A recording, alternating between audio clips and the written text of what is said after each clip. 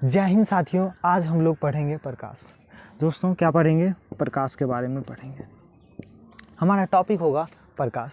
तो दोस्तों आप देखते रहिए अंत तक। प्रकाश आपको मरते दम तक जो है ना, अगर एक बार इस पूरे वीडियो को देख लिए तो मरते दम तक प्रकाश के बारे में आपको कोई भी क्वेश्चन नहीं छूटेगा। ये पक्का गारंटी देता हूँ मैं।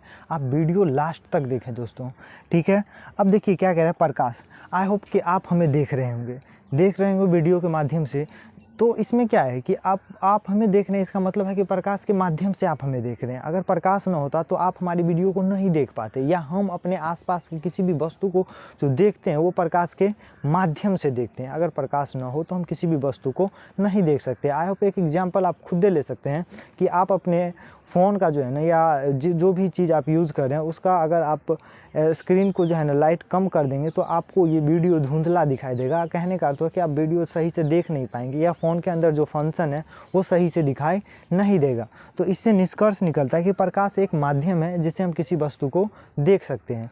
और प्रकाश की चाल जो होती है निर्वात में सबसे ज़्यादा होती है। निर्वात या वायु बोला जा सकता है दोस्तों। तो निर्वात में प्रकाश की चाल कितनी होती है, कभी कभी ये आपसे पूछ देंगे। तो निर्वात में प्रकाश की चाल 3 × 10⁸ मीटर प्रति सेकंड होता है दोस्तों, ठीक है। अगर आपसे पूछा जाए पानी में कितना होता है, कभी कभी पूछ देता है, ये ऑब्जेक्टिव टाइप क्वेश्चन होते हैं। तो 2.25 × 10⁸ मीटर प्रति सेकंड होता है दोस्तों, ठीक। अगर आपसे पूछा जाए कांच में प्रकाश की चाल कितनी होती है, तो कांच में प्रकाश होगा 2 × 10⁸ मीटर प्रति सेकंड। ये तीनों पॉइंट आप ध्यान रख सकते हैं क्योंकि यहाँ से क्वेश्चन पूछे जाते हैं। कभी कभी इसी चीज़ को किलोमीटर में कहेंगे तो आप क्या करना कि 10⁻³ से इसमें डिवाइड कर देना। 10⁻³ से हम क्यों डिवाइड कर रहे हैं, क्योंकि 1 किलोमीटर बराबर 1000 मीटर होता है। इसीलिए दोस्तों 10⁻³ से हम लोग डिवाइड कर रहे हैं। जैसे डिवाइड करेंगे तो आपका आंसर किलोमीटर में चला जाएगा, ठीक है दोस्तों। अब हम अगली बात यहाँ पे प्रकाश तो ये समझे कि हम किसी वस्तु को कैसे देख लेते हैं।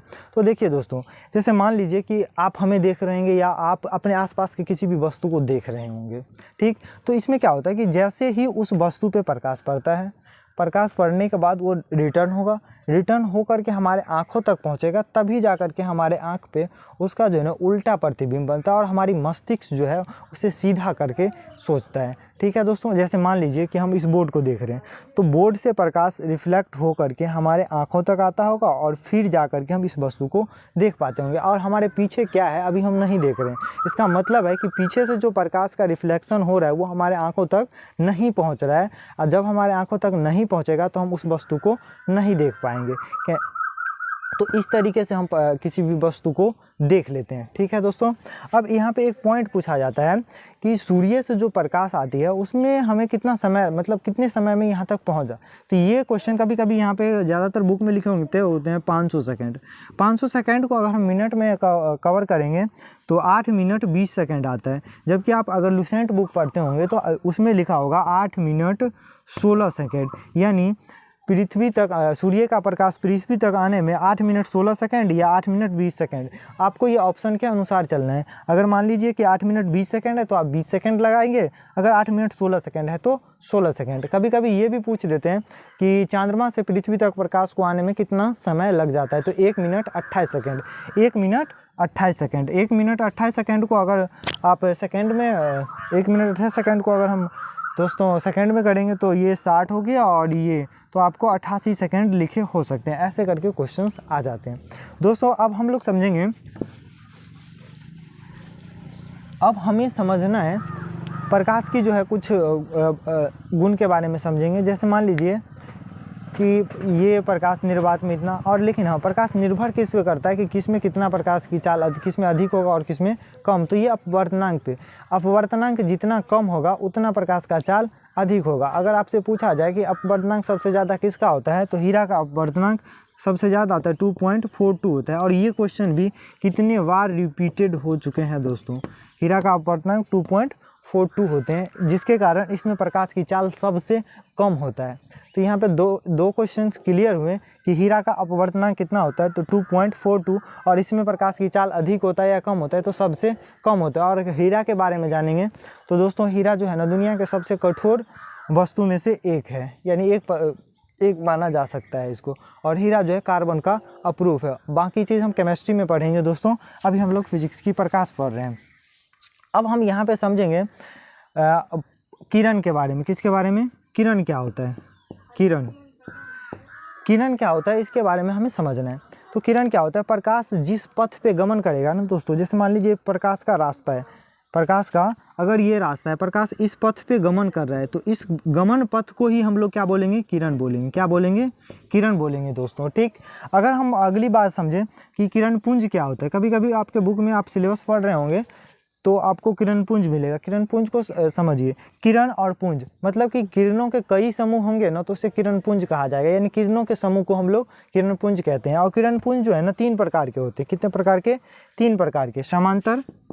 समांतर किरण पुंज, दूसरा हो जाएगा अभिसारी किरण पुंज, और हम तीसरा पढ़ेंगे अपसारी किरण पुंज। क्या पढ़ेंगे? अपसारी किरण पुंज पढ़ेंगे दोस्तों, ठीक। अभी समांतर क्या होता है? समांतर आप फिगर देख सकते हैं। समांतर किरण पुंज में क्या होगा? 2 या 2 से अधिक किरणें एक दूसरे के समांतर अगर निर्गत होते हैं तो उसे हम लोग समांतर किरण पुंज कह सकते हैं। अब हम लोग अभिसारी के बारे में समझेंगे। किसके बारे में? अभिसारी किरण पुंज के बारे में। तो अभिसारी में क्या होगा? देखिए इस फिगर से इसकी हम डिटेल्स ले सकते हैं। देखिए यहाँ पे क्या हो रहा है कि प्रकाश जो है ना विभिन्न दिशाओं से आकर के एक पॉइंट पे जाकर के यानी एक जगह इकट्ठा या अवसरित हो रहा है, इसीलिए इसे हम अभिसारी किरण पुंज कहते हैं। कहने का अर्थ हुआ कि अभिसारी किरण पुंज में विभिन्न दिशाओं से प्रकाश आकर के एक बिंदु पर स्थिर होता है, यानी अभिसरित होता है, इसीलिए अभिसारी बिंदु कहा जाता है इसे। अगर ऐसा अब एक फिगर और लेते हैं दोस्तों, और उसमें अपसारी के बारे में हम लोग समझ जाएंगे।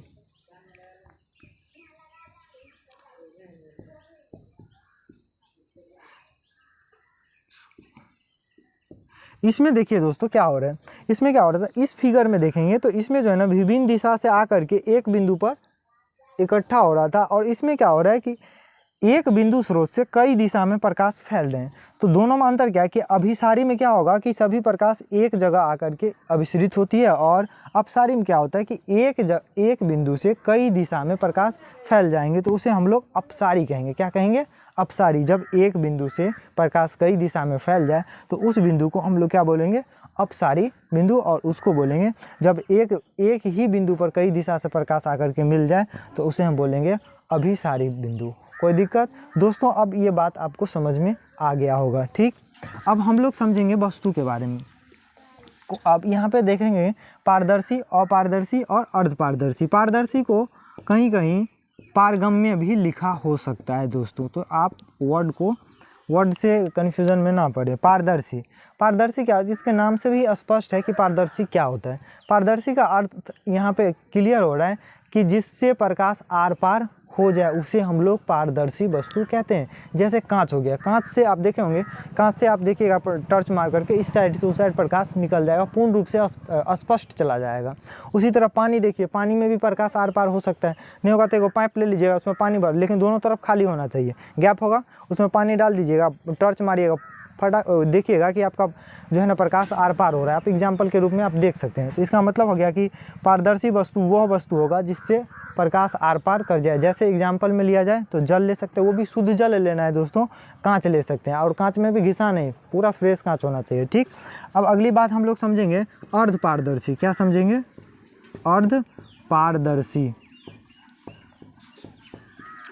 अर्धपारदर्शी में हमें समझना, अर्ध मतलब आधा या अर्धपारगम्य हो सकता है। तो यहाँ पे हम अर्धपारदर्शी में समझेंगे कि अर्धपारदर्शी में क्या होगा कि प्रकाश का कुछ अंश जो है ना पार कर पाएगा और कुछ अंश पार नहीं कर पाएगा, तब जाकर हम उसे अर्धपारदर्शी के अंतर्गत रखेंगे। कहने का अर्थ अगर हम इसे ऐसे बोलें कि अर्धपारदर्शी वह वस्तु होगा जिससे प्रकाश का कुछ अंश पार कर जाएगा और कुछ अंश पार नहीं कर पाएगा, तो उसे हम लोग अर्धपारदर्शी वस्तु कहेंगे। जैसे अगर एग्जाम्पल में लिया जाए तो आप तेल लगा कागज़ ले सकते हैं। तेल लगा करके कागज़ लीजिएगा, उसमें टॉर्च मारिएगा तो देखिएगा कि पूरा का पूरा प्रकाश पार नहीं हो पाएगा। गंदा जल ले सकते हैं, गंदा जल में भी अगर आप देखेंगे तो पूरा का पूरा प्रकाश पार नहीं होगा। अगर कोई कांच घिसा हुआ कांच लेते हैं तब भी प्रकाश पूरा का पूरा पार नहीं कर पाएगा दोस्तों। तो ये सब अर्धपारदर्शी के अंतर्गत आ जाएंगे। अब हम लोग पढ़ेंगे अपारदर्शी। क्या पढ़ेंगे? अपारदर्शी। अपारदर्शी पढ़ेंगे दोस्तों। दोस्तों अ का अर्थ यहाँ पे हम लोग अगर समझे तो अ का मतलब होता है नहीं। अ का मतलब नहीं। तो कहने का अर्थ हुआ कि पारदर्शी का जो भी लेक्चर होगा उसमें अगर हम नहीं लगा देंगे तो वो अपारदर्शी का लेक्चर हो जाएगा। कहने का अर्थ अगर हम बोलें कि पारदर्शी में क्या हम लोग जानते थे कि पारदर्शी में प्रकाश पार कर रहा था, तो अपारदर्शी में क्या होगा कि प्रकाश उस वस्तु को पार नहीं कर पा रहा होगा, उसे अपारदर्शी वस्तु कहेंगे। यानी जिस वस्तु से प्रकाश अगर पार नहीं कर पाता है तो उसे हम लोग अपारदर्शी कहते हैं। जैसे आप कुछ भी ले सकते हैं, दीवार लीजिए, ईंट ले लिए, आप हमें भी ले सकते हैं, आप अपने आप को ले सकते हैं। आप अपने आप में क्या कीजिएगा, मान लीजिए हमारा ये है, इसमें अपना टॉर्च मारिएगा, क्या आपको प्रकाश पार कर पाएगा? नहीं कर पाएगा। 100% आपको प्रकाश पार नहीं कर पाएगा। तो कहने का अर्थ हुआ कि हम भी क्या है? अपारदर्शी वस्तु है। आप भी क्या हुए? अपारदर्शी वस्तु हुए। यानी कहने का कुर्सी, टेबल, बेंच जो भी आपको दिखाई दे रहा है जिससे प्रकाश पार नहीं हो रहा है, उसे हम लोग अपारदर्शी वस्तु कहते हैं। अब दोस्तों अपारदर्शी वस्तु हम लोग यहाँ पे समझ चुके हैं। अब हमें समझना है प्रदीप्त वस्तु और अदीप्त वस्तु। प्रदीप्त वस्तु क्या होता है उसके बारे में समझना है, और अदीप्त वस्तु क्या होता है उसे देखेंगे। प्रदीप्त वस्तु क्या होता है दोस्तों? प्रदीप्त वस्तु के बारे में हमें समझने से, प्रदीप्त मतलब दीप्त मतलब ज्वाला, जलना, खुद व खुद।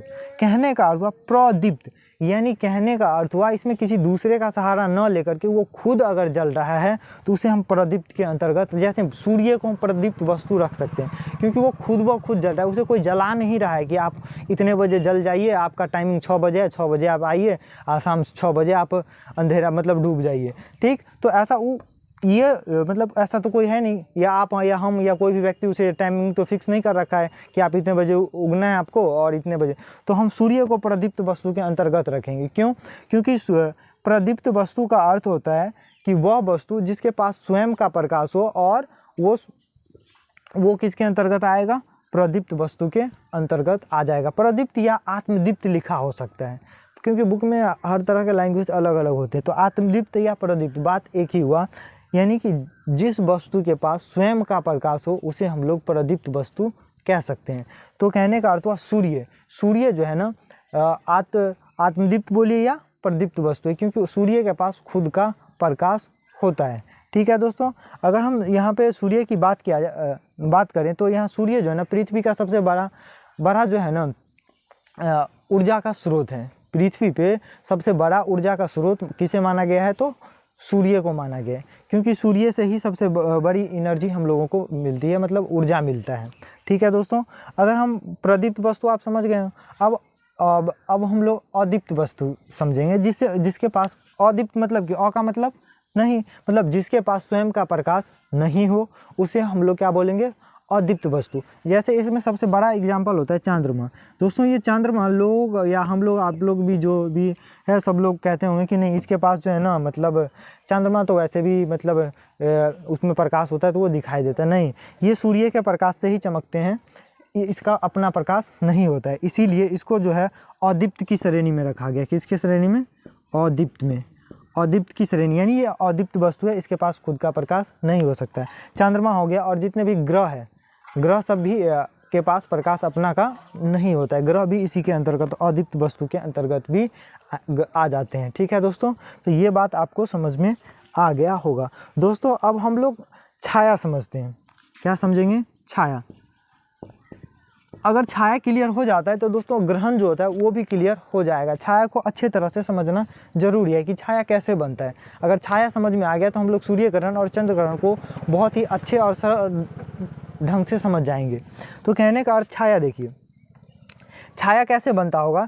तो छाया आप लोग देखते होंगे कि अगर मान लीजिए कि रात को आप चलते हैं और चांदनी रात है तो आपका छाया दिखाई देगा, लगेगा कि वो भूत प्रेत कहीं से आ रहे हैं। नहीं, वो भूत प्रेत नहीं होता है, आपका ही छाया आपके आसपास दिखाई देते हैं। नहीं होगा तो देखिए जैसे हम यहाँ पे दिखा रहे होंगे बोर्ड पे, थोड़ा देखिए, अगर उधर से लाइट आ रहा है तो आपका हमारा हैंड बोर्ड में थोड़ा बहुत आपको फिगर में दिखाई दे रहा होगा। कहने का अर्थ हुआ कि जो अपारदर्शी वस्तु को अगर प्रकाश पार नहीं कर पाता है तो उसके जो है ना दूसरे साइड यानी बैकवर्ड साइड में जो है बैक वाले साइड में अंधेरा क्षेत्र बनता है, उसे हम लोग छाया बोलते हैं। कहने का अर्थ हुआ कि जब भी कोई वस्तु को प्रकाश पार नहीं कर पाएगा तो फिक्स है कि उसके अपोजिट उल्टे वाले साइड में अंधेरा क्षेत्र बनेगा, जिसे क्या बोलेंगे हम लोग, छाया बोलेंगे। आप अपने आप को क्या कीजिएगा, धूप में जाइए और अपने हाथ को ऐसे करके रखिएगा तो देखिएगा कि जिधर से धूप निकल, मान लीजिए इधर से सूर्य आ रहा है, आप इधर हाथ रखेंगे तो आपका जो है ना हाथ को तो प्रकाश पार नहीं कर पाएगा। जब पार नहीं करेगा तो इसके अपोजिट साइड में अंधेरा क्षेत्र बन जाएगा, उस अंधेरे क्षेत्र को हम लोग छाया कहते हैं। तो दोस्तों आई होप कि आपको ये छाया समझ में आ गया होगा। तो जय हिंद दोस्तों। अब हम लोग मिलेंगे नेक्स्ट वीडियो में और नेक्स्ट वीडियो में समझेंगे चंद्र ग्रहण, सूर्य ग्रहण, इस सब के बारे में। तो दोस्तों अगर आपको समझ में आ जाता है तो ज़्यादा से ज़्यादा सपोर्ट करें और कुछ नहीं। और सपोर्ट मेरा एक ही है कि अगर आपको अच्छी समझ में आती है तो एक लाइक और एक शेयर, और अगर आप चैनल पर नए हैं तो सब्सक्राइब कर लें। चाहे दोस्तों, चलते हैं, मिलेंगे नेक्स्ट वीडियो में।